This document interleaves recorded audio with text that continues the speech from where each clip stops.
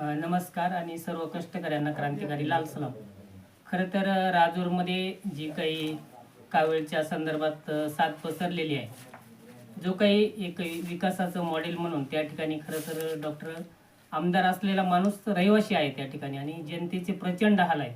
एक मोठी बाजारपेठ आहे त्या ठिकाणी आणि सगळे जे काही जनतेचे रोजचं देवाणघेवाण असतं ते राजूरच्या बाजारपेठेशी असतं. आणि मग आमदारांचं किती लक्ष आहे त्या ठिकाणी, हा प्रश्न त्या ठिकाणी खरं तर उपस्थित होतोय. जर एक आमदार असलेला माणूस, एक डॉक्टर असलेला माणूस आमदार होतो, तर जनतेच्या आरोग्याच्या बाबतीत किती चांगल्या सुविधा असायला पाहिजे. पण जर आता विचार केला तर सरकारी दवाखाने असो किंवा जे काही ग्रामीण रुग्णालय असो, कुठल्याही सुविधा त्या ठिकाणी उपलब्ध नाही. आणि आज जर हे सांगतायत आम्ही हे केलं, ते केलं, विकासाच्या नावाने बॉम्बा मारले जातात प्रत्यक्ष. प्रत्यक्ष मात्र काहीही झालेलं नाही आणि अत्यंत भयानक परिस्थिती राजूरमध्ये सध्या उद्भवलेली आहे. या सगळ्या यांच्या गलथान कारभारामुळे 2 जणांना अक्षरशः जीव गमवावा लागलेला आहे आणि म्हणून जर आपल्याला जबाबदारी पेलता येत नसेल तर आपण राजीनामा दिला पाहिजे आणि मोकळं झालं पाहिजे.